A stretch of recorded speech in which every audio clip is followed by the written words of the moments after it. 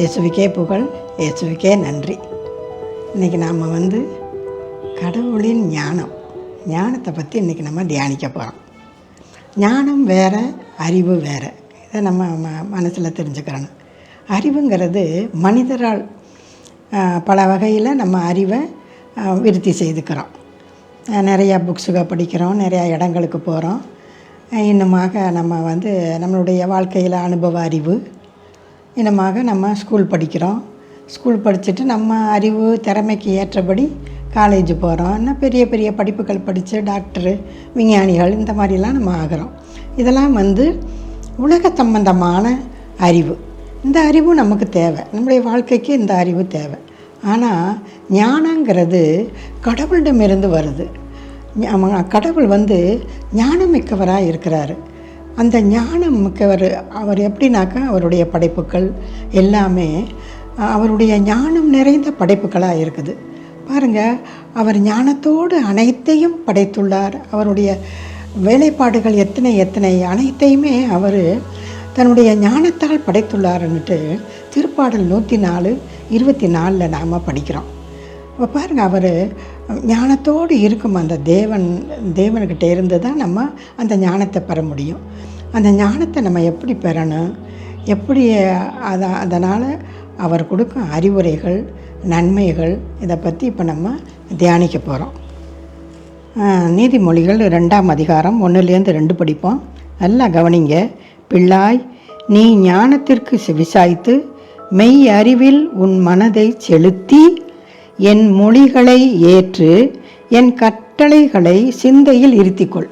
பாருங்கள், இதுதாங்க நமக்கு அவருடைய மொழியாகிய வார்த்தை.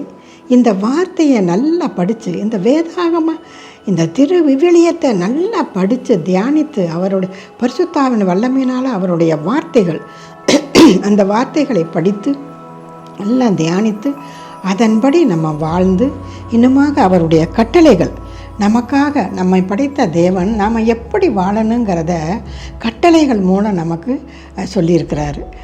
கட்டளையினாக்க அவர் விரல்களால் எழுதி நமக்கு கொடுத்த கட்டளைகள். அதனால் இந்த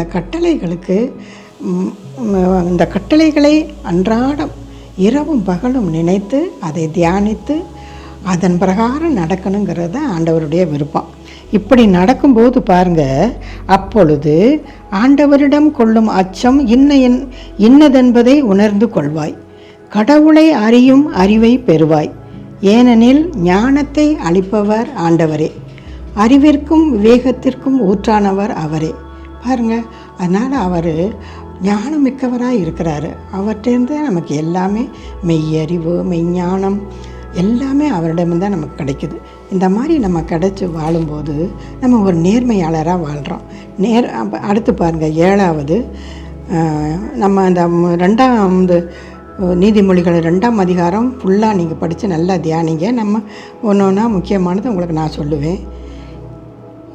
7ல் இப்போ நம்ம பார்ப்போம்.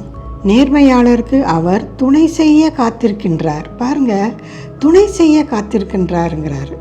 துணை செய்ய காத்திருக்காங்க, அது எவ்வளோ பெரிய வார்த்தை பாருங்கள். ஒரு பெரிய ஆறுதலான வார்த்தை. இப்போ நம்மளுமே நம்ம சோர்வாக, களைப்பாக, வியாதியிலையோ ஏதோ கஷ்டமோ துன்பத்தில் இருக்கும்போது நாம் அவர்களை சந்தித்து உங்களுக்கு நான் துணையாக இருப்பேன் அப்படின்னு சொன்னால் நமக்கு எவ்வளோ ஒரு ஆறுதலாக இருக்குது பாருங்கள். அவங்க பாருங்கள், நமக்கு துணையாக இருப்பேங்கிறாங்க. அப்போ அவங்கள்ட்ட ஏதோ நம்ம ஒரு உதவி பெறலாம், வைக்கலான்னு சொல்லி நமக்கு ஒரு அவங்க மேலே நமக்கு ஒரு நம்பிக்கை ஏற்படுது. அதனால் பாருங்கள், நம்ம துணையாக இருப்போங்கிறது ஒரு பெரிய ஆசீர்வாதம். அது ஆண்டவரே நமக்கு வாக்குத்தத்தம் கொடுத்துருக்கிறாரு. உனக்கு நான் துணையாக இருப்பேங்கிறாரு. எப்போ நம்ம அவருக்கு ஏற்றபடி நேர்மையாளராக வாழும்போது உனக்கு நான் துணையாக இருப்பேங்கிறாரு. அப்புறம் பாருங்கள், மாசற்றோருக்கு கேடயமாக இருக்கிறாருங்கிறாரு. கேடயம்னாக்க உயிரை காக்கும் கருவி அது. பாருங்கள், படை வீரர்கள் போருக்கெல்லாம் போகும்போது வலது கையில் வாளையும் இடது கையில் அந்த கேடயத்தையும் வச்சுக்கிடுவாங்க. வச்சு இந்த நெஞ்சுக்கு முன்னாடி அவங்க அந்த கேடயத்தை வச்சுக்கிடுவாங்க. ஏன்னாக்கா அந்த எதிரிகள்லேருந்து வர்ற அம்புகள் நம்மளுடைய நெஞ்சுக்குள்ளே பாய்ந்து நம்ம உயிரை காப்பாற்றுவதற்காக பாஞ்சிரும். அதன் மூலம் நம்ம உயிர் போயிருங்கிறதுக்காக அந்த கேடயத்தை இப்படியே இந்த நெஞ்சுக்கு முன்னாடியே வச்சுக்கிட்டு தான் அவங்க சண்டை போடுவாங்க, போர் செய்வாங்க. அந்த மாதிரி அவர் பாருங்கள் நமக்கு துணையும் கேடயமாக இருக்குங்கிறார். அப்போ நம்ம என்ன செய்யணும்? அவருடைய வார்த்தையை படிக்கணும், அவர் கட்டளைப்படி நம்ம நடக்கணும். அதைத்தான் அவர் கேட்குறார். அப்போ பாருங்கள், இந்த மாதிரி நம்ம இருக்கும்போது ஞானம் உன் உள்ளத்தில் குடிபுகும். 10வது படிக்கிறோம். அறிவு உன் இதயத்திற்கு இன்பம் தரும். அப்புறம் 12வது பாருங்கள், நீ தீய வழியில் செல்லாமலும் வஞ்சகம் பேசும் மனிதரிடம் அகப்படாமலும் இருக்கும்படி அது உன்னை பாதுகாக்கும். பாருங்கள், அப்போ நம்ம எவ்வளோ பெரிய ஆபத்துலேருந்தெல்லாம் நம்ம காப்பாற்றப்படுறோம். இன்னுமாக பாருங்கள், நீதிமொழிகள் இது ஃபுல்லாக 2 நீங்கள் ஃபுல்லாக படிங்க. இப்போ நீதிமொழிகளில் 3வது அதிகாரத்தை பார்ப்போம். 1, 2 படிப்போம். ஆண்டவருக்கு உகந்த வாழ்க்கை. என்ன வாழ்க்கை நம்மளை வாழ சொல்கிறாரு பாருங்கள். பிள்ளாய், என் அறிவுரையை மறவாதே. இவ்வளவு நேரம் நமக்கு சொன்னதெல்லாம் அறிவுரைகள். இந்த மாதிரி நீ வாழும்போது உனக்கு நான் ஞானத்தை கொடுப்பேன், இந்த மாதிரி ஆசீர்வாதங்களை கொடுப்பேன், உனக்கு துணையாகவும் கேடயமாகவும் இருப்பேங்கிறாரு. அடுத்து பாருங்கள், என் கட்டளைகளை உன் இதயத்தில் இருத்திக்கொள். இதே ஆண்டவர் அடிக்கடி சொல்கிறாரு. அவர் கைப்பட எழுதி நமக்கு கொடுத்த கட்டளைகள், அந்த கட்டளைப்படி நம்ம எதையுமே மீறாமல் அதன்படி அதை நெஞ்சில் இருத்திக்கொள்ளுங்கிறாரு. நம்ம நெஞ்சுக்குள்ளே அதை இரவும் பகலும் அதை தியானித்து அதன்படி நம்ம நடக்கணும். இரவும் பகலும் தியானித்துனாக்க அந்த 10 கட்டளையை இரவும் பகலும் வாசித்துக்கிட்டு அதை படிச்சுக்கிட்டே இருக்கணுங்கிறது இல்லை. எந்த பாவமும் செய்யாமல் ஆண்டவருக்கு உகந்த வாழ்க்கை, அது இரவோ பகலோ அவருக்கேற்ற வாழ்க்கையை நம்ம வாழணுங்கிறது ஆண்டவருடைய விருப்பமாக இருக்குது. அப்படி இருக்கும்போது அன்பும் வாய்மையும் உன்னிடம் குன்றாது இருப்பதாக. அப்போ நீ உன் அன்பாக இருப்ப, உன் வாயிலிருந்து பொய்ங்கிறதே வராது, நீ உண்மை உள்ளவளாக வாழ்வ. இப்போ பாருங்கள், இந்த மாதிரி இருக்கும்போது அவை உனக்கு நீட்ட ஆயுளையும் பல்லாண்டு வாழ்வையும் நிலையான நலன்களையும் அளிக்குங்கிறாரு. இவ்வளோ பெரிய ஆசீர்வாதம் பாருங்கள். அடுத்து பாருங்கள், அவர் சொல்கிறது இதுதான் நமக்கு ரொம்ப முக்கியம். ஆணி வேரும் அச்சாரமாக இருப்பது 5வது, இது 3ல் நம்ம 5வது வசனம் படிக்கிறோம். முழு மனதோடு ஆண்டவரை நம்பு, உன் சொந்த ஆற்றலை சார்ந்து நில்லாதே. பாருங்கள், நம்ம முழுமையாக அவரைத்தான் நம்ம சொல்கிறாரு. நமக்கு நம்ம படைத்த தேவன் தான் நமக்கு உயிருள்ள தேவன், உண்மையான தேவன், நம்மளை காப்பாற்றும் தேவன் அப்படின்ட்டு அவரை முழுமையாக நம்ப சொல்கிறாரு. அந்த மாதிரி முழுமையாக நம்பும்போது நீ எதை செய்தாலும் ஆண்டவரை மனதில் வைத்து செய், அப்பொழுது அவர் உன் பாதைகளை செம்மையாக்குவார். உன் பாதைகளை செம்மையாக்குவார்னா என்ன? இப்போ நம்ம குடும்பத்தில் எத்தனையோ பிரச்சனைகள், நம்ம குடும்பத்தில் கணவர் குடிச்சிட்டு குடும்பத்தை கவனிக்காமல் இருக்கிறாரா, பிள்ளைகள் கீழ்ப்படியாமல் இருக்குதா, எத்தனையோ பிரச்சனைகள், படிக்க மாட்டேங்குதுங்க, கீழ்ப்படிய மாட்டேங்குதுங்க. இன்னுமாக பாருங்கள், சிலருக்கு குழந்தை பாக்கியம் இல்லாமல் இருக்குது, எத்தனையோ பிரச்சனைகள். இதையெல்லாம் பாருங்கள், அவர் பாதத்தில் போட்டு நம்ம ஜெபிக்கும்போது உன் வழிகளை அவர் செம்மையாக்குவார். அதை எல்லாமே கரெக்டாக எல்லாமே உனக்கு செய்துக்கிட்டே போவாருங்கிறாரு ஆண்டவர். அவர் சொன்னாக்க அந்த வாக்குத்தத்தம் தான். அந்த மாதிரி இருக்கும்போது பாருங்கள், அடுத்து 7வது பாருங்கள், 7வது வசனம். ஆண்டவருக்கு அஞ்சி தீமையை அறவே விளக்கு. இதைத்தான் ஆண்டவர் நம்மள்ட்ட அடிக்கடி கேட்குறது. ஆண்டவருக்கு அஞ்சி தீமையை அறவே விளக்கு, அப்பொழுது உன் உடல் நலம் பெறும், உன் எலும்புகள் உரம் பெறும். பாருங்கள், நோயில்லாத வாழ்க்கையை நமக்கு கொடுக்குறேன்னு சொல்கிறார். அந்த மாதிரி நோயில்லாத வாழ்க்கையை வாழ்ந்து ஆண்டவர் நம்ம மகிமைப்படுத்துவோம். இன்னுமாக இந்த முழுமையாக நம்பி வாழ்ந்த நம்ம தானியேல் தான் அவர். ஆண்டவரை முழுமையாக நம்பினார். நல்லா கவனிங்க, அவர் முழுமையாக நம்பினார்னா அந்த நம்பிக்கையின் உச்சக்கட்டம் எப்படின்னா, அவரை பற்றுறுதியோடு பற்றி கொண்டார். அந்த பற்றுறுதியோடு பற்றி கொண்டதுனால பாருங்கள், அவருக்கு நிறைய ஞானத்தை அவர் வாரி வழங்கியிருக்கிறார். அது எப்படின்னாக்க நல்லா கவனிங்க, இந்த பாபிலோனை ஆட்சி செய்து வந்த அந்த நேபுகத்நேசர் அவர்கள் மகன்கள் அவங்கெல்லாம் ஆட்சி செய்யும்போது இப்படி உயிருள்ள தேவன் அவர்களை உயர்த்தி வச்சிருக்கிறாருங்கிறத மறந்து வேற்று தெய்வம் உயிரற்ற தெய்வத்துக்கு முக்கியத்துவம் கொடுத்து அதை புகழ்ந்து இப்படி ஆண்டவருக்கு வெறுப்பாக அவங்க ஆட்சி செய்யும்போது ஆண்டவர் என்ன செய்கிறாரு, அந்த மன்னர்களுக்கு அரசர்களுக்கு தண்டனை கொடுக்குறாரு. எப்படி கொடுக்குறாரு? கனவுகளாலும் காட்சிகளாலும் எழுத்து மூலியமாகவும் இந்த மாதிரி அவர் தண்டனையை கொடுக்குறாரு. இந்த இதுகளுக்கு இந்த கனவு காட்சிகள் இதுக்கெல்லாம் விளக்கம் சொல்கிறதுக்கு அந்த அவையிலேயே மாயவித்தக்காரர்கள் குறி சொல்கிறவங்க எல்லாமே இருக்கிறாங்க. இன்னுமாக பாபிலோனிய ஞானிகள் எல்லாமே இருக்கிறாங்க. அவங்களுக்கெல்லாம் இது என்னன்னே புரியவும் மாட்டேங்குது, ஒன்றும் தெரியவே இல்லை. ஏன்னா அவங்கெல்லாம் உலக ஞானத்தை பெற்றவர்கள். இந்த அவங்களுக்கு பொண்ணும் பொருளும் கொடுக்குறேன்னெலாம் சொல்லி பார்க்குறாரு, ஒன்றும் அவங்களுக்கு புரிபடலை. ஆனால் அவர் அரசர் கேள்விப்படுறாரு. நல்லா கவனிங்க, தானியேல் 5:14-16 படிப்போம். உன்னிடத்தில் புனிதமிகு கடவுளின் ஆவியும் அறிவொளியும் நுண்ணறிவும் சிறந்த ஞானமும் உண்டென உன்னை பற்றி கேள்விப்பட்டுள்ளேன். விளக்கங்கள் கூறவும் சிக்கல்களை தீர்க்கவும் உன்னால் முடியும் என கேள்விப்படுகிறேன். பாருங்கள், அதனால் இவரை பற்றி இந்த மாதிரி கேள்விப்படவும் அந்த தானியேலை வரவழைச்சு இந்த மாதிரி எல்லாம் சொல்கிறார். நீ இதுக்கெல்லாம் விளக்கம் சொல்லுப்பா, உனக்கு பொண்ணும் பொருளும் எல்லாம் பரிசுகள் எல்லாம் கொடுக்குறேன் அப்படிங்கிறார். ஆனால் அந்த தானியேல் என்ன சொல்கிறாரு? உங்களுடைய பொண்ணும் பரிசு எல்லாத்தையுமே நீங்களே வச்சுக்கோங்க அரசரே. நான் என்னுடைய உயிருள்ள தேவன் எனக்கு கொடுத்த ஆற்றல் மூலியமாக நான் உங்களுக்கு இதையெல்லாம் நான் விளக்கி சொல்லுவேன் அப்படின்னு சொல்லிவிட்டு அவர் என்ன செய்கிறாரு, எல்லாத்தையும் நல்லா விளக்கி சொல்கிறாரு. அவர் விளக்கி சொல்கிறது பூரா அப்படியே நடக்குது. இதனால் பாருங்கள், அவர் ஒரு ஆட்சி காலத்துலேயும் மன்னர்கள் மாறிக்கிட்டே இருப்பாங்க. எல்லா ஆட்சி காலத்துலேயும் அவர் உயர்த்தி மேன்மையாக வாழ்ந்தார். ஆண்டவர் இவ்வளோ உயர்த்தி மேன்மையாக வாழ வச்சுருக்கிறார் பாருங்கள். அதே போல் நாமளும் நிறைய நம்ம ஞானத்தை பெறுவோம். ஆண்டவரை கட்டிமா பிடிச்சிக்கிறோம். அது ஒன்று தான் நம்ம செய்ய வேண்டியது. இன்னமாக பாருங்கள், சிராக்கு ஆகமத்தில் அந்த ஞானத்தின் தன்மையை பற்றி நம்ம பார்ப்போம். சிராக்கு ஞானம் 1ஆம் அதிகாரம், நல்லா கவனிங்க, 1:2 ஞானமெல்லாம் ஆண்டவரிடமிருந்தே வருகின்றது, அது என்றும் அவரோடு இருக்கின்றது. கடல் மணலையோ மழை துளியையோ முடிவில்லா காலத்தையோ யாரே கணக்கிடுவார்? பாருங்கள், அவர் ஞானமிக்கர்னு சொல்கிறான். எதை வச்சு சொல்கிறான்? அவர் படைப்புக்கெல்லாம் நமக்கு ஒரு பெரிய மாட்சியும் மாண்பையும் கொடுக்குது. அதை விட பாருங்கள், இங்கே கடல் மணலை நம்ம எண்ணிட முடியுமா?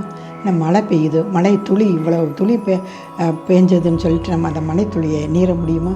இன்னுமாக நம்மளுடைய வாழ்க்கை காலகட்டங்கள் நமக்கே தெரியுமா? இந்த மாதிரியெல்லாம் இருக்கும்போது அவர் ஞானமிக்கவராக இருக்கார். நம்ம அதை நல்லா யோசிக்கணும். நம்மை படைத்த தேவன் ஞானமிக்கவர், உயிருள்ள தேவன், உண்மையான தேவனுங்கிறத நம்ம நெஞ்சுக்குள்ளே நல்லா போட்டு உறுதியாக அவரை பற்றி கொள்ளணும். நான் பாருங்கள், ஆண்டவர் ஒருவரே ஞானியாவார். 8வது வசனம் படிக்கிறோம்.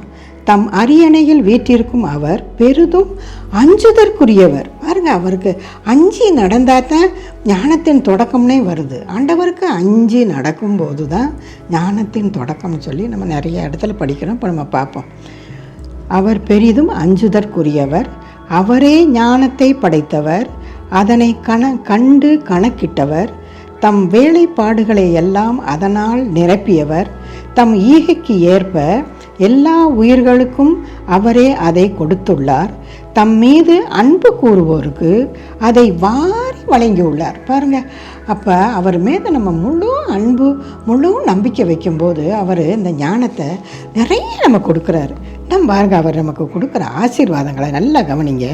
ஆண்டவரிடம் கொள்ளும் அச்சமே உள்ளத்தை இன்புறுத்துகிறது, மகிழ்வையும் அக்களிப்பையும் நீடிய ஆயுளையும் வழங்குகிறது. பாருங்கள், நமக்கு நல்ல நலமான வாழ்க்கையை கொடுக்குறாரு, மகிழ்ச்சியான வாழ்க்கையை கொடுக்குறாரு, நீண்ட ஆயுள்னாக்க நல்ல செல்வத்தோடு எந்த குறையில்லாமல் நம்மளை வாழ வைக்கிறார். இன்னுமாக பாருங்கள், 16 வசனம். ஆண்டவரிடம் அச்சம் கொள்ளுதலே ஞானத்தின் நிறைவு, அது தன் கனிகளால் மனிதருக்கு களிப்பூட்டுகிறது. கனினாக்க நம்ம உடனே நம்ம இது சாப்பிட்ற ஆப்பிள் ஆரஞ்சு அப்படின்னு நம்ம நினைக்கிறோம். அது ஒரு பக்கம் இருக்கட்டும், அதுவுமே அந்த சாப்பிட்ற நேரத்தில் நமக்கு நல்ல மகிழ்ச்சியும் சந்தோஷமும் சத்தும் கொடுக்குது, ஓகே. ஆனால் ஆண்டவர் சொல்லும் கனி வந்து நமக்கு நிலையான கனிகள். பாருங்கள், கலாத்தியர் 5ஆம் அதிகாரம் 22 நமக்கு கொடுத்துருக்குது. இது பரிசுத்த ஆவியினுடைய கனிகள், பரிசுத்த ஆவியினுடைய மூலியமாக கடவுள் நமக்கு கொடுத்த கனிகள் என்ன நல்லா பாருங்கள். அன்பு, அமைதி, மகிழ்ச்சி, பொறுமை, பரிவு, நம்பிக்கை, கனிவு, தாழ்ச்சி, இந்த மாதிரி ஒரு நல்ல குணங்களை நமக்கு கனிகளாக கொடுத்துருக்கிறார். நாம் ஆக இந்த குணங்களை எல்லாம் விட்டுட்டு நம்மள்கிட்ட இருக்க அந்த கெட்ட குணத்தை மட்டுமே நல்லா ஆணித்தரமாக பிடிச்சிக்கிருவோம். எல்லாத்தையும் விடுவோம். நம்மள்கிட்ட இருக்கிற கெட்ட குணங்கள் அனைத்தையும் விட்டுட்டு ஆண்டவர் கொடுத்த இந்த பரிசுத்தாவின் மூலியமாக நமக்கு கொடுத்த இந்த கனிகளை பெற்று நம்ம வாழ்வோம். இப்படி வாழ்ந்தோம்னா நம்ம வாழ்க்கை, நம்மளுடைய இல்லம் எப்படி இருக்கும்னு பாருங்கள். அதையும் சொல்கிறாரு பாருங்கள் ஆண்டவர். ஆண்டவரிடம் கொள்ளும் அச்சமே ஞானத்தின் தொடக்கம், ஞானத்தின் நிறைவு. அது தன் கனிகளால் மனிதருக்கு களிப்பூட்டுகிறது. அது அவர்களின் இல்லம் முழுவதையும் விரும்பத்தக்க நலன்களால் நிரப்பிடும். தன் விளைச்சலால் அவர்களின் களஞ்சியங்களை நிறைத்திடும். ஆண்டவரிடம் கொள்ளும் அச்சமே ஞானத்தின் மணிமுடி. அது அமைதியை பொழிந்து உடல் நலனை குளிக்க செய்கிறது. பாருங்கள், அப்போ நமக்கு நல்ல அமைதியான வாழ்க்கையை கொடுக்குறாரு. நம்ம களஞ்சியங்கள் எப்போதும் நிறைவாக இருக்குங்கிறாரு.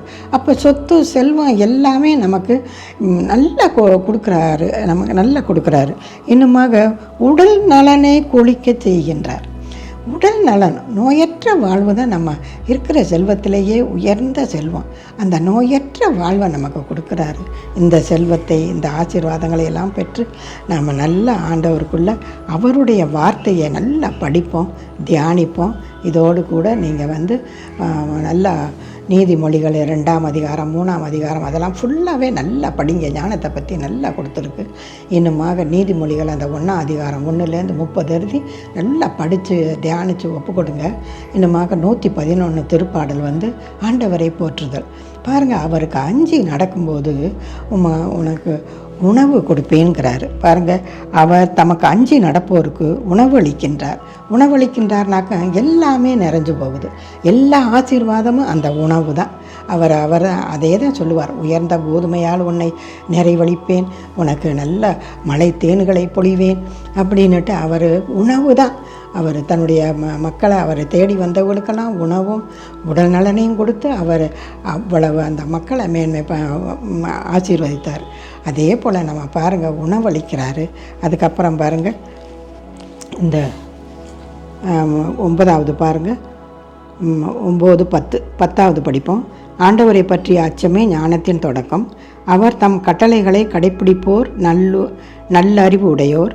அவரது புகழ் என்றென்றும் நிலைத்துள்ளது. பாருங்கள், அவரது புகழ் என்றென்றும் நிலைத்துள்ளதுன்னு சொல்லிட்டு ஆண்டவருக்குள்ளே நம்ம புகழாக இருக்கணும். மனிதர்கள் புகழ்ச்சி நமக்கு தேவையில்லை. ஆண்டவர் சொன்ன பிரகாரம் நம்ம நடப்போம். அவருடைய வார்த்தைகளை நல்லா படித்து தியானித்து மனசில் இருத்தி அத்தன்படி வாழ்வோம். அவருடைய கட்டளைகளை இரவும் பகலும் சிந்தித்தவர்களாய் எந்த பாவமும் செய்யாமல் ஆண்டவருக்கு ஏற்ற வாழ்க்கை வாழ்ந்து அவரை மைமைப்படுத்தி நம்ம தானியேல் எப்படி நம்ம ஆண்டவரை பற்றுறுதியோடு பற்றி கொண்டாரோ அதுபோல் நாமும் நம்ம தேவனை, உயிருள்ள தேவனை, உண்மையான தேவனை பாருங்கள், நமக்காக மரித்து இரத்தத்தை சிந்தி நமக்காக நம்மை மீட்ட பரிசுத்த தேவாதி தேவன் அந்த ஏசப்பாவை நம்ம நல்லா பிடிச்சிக்கிடுவோம். அவர் தான் நமக்கு எல்லாமே, அவர் தான் நமக்கு வாழ்வு, வழி, சத்தியம் எல்லாமே. அப்படியாப்பட்ட தேவனை அவர் சொல்கிறார், உங்களுக்கு நான் அரணும் கோட்டையும் கேடையுமாக இருக்கிறேன், இன்னுமாக துணையும் கேடையுமாக இருக்கிறேங்கிறாரு. இந்த ஒரு நல்ல ஆசீர்வாதத்தை நீங்களும் நானும் நம்ம குடும்பமும் பெற்று அந்த இயேசுவை நம்ம நல்லா பற்றி கொள்வோம். அவர் பாதையில் நடப்போம், அவர் வழி செல்வோம். அவர் நம்ம வழியை செம்மையாக்குவார். ஆமேன். நன்றி, வணக்கம்.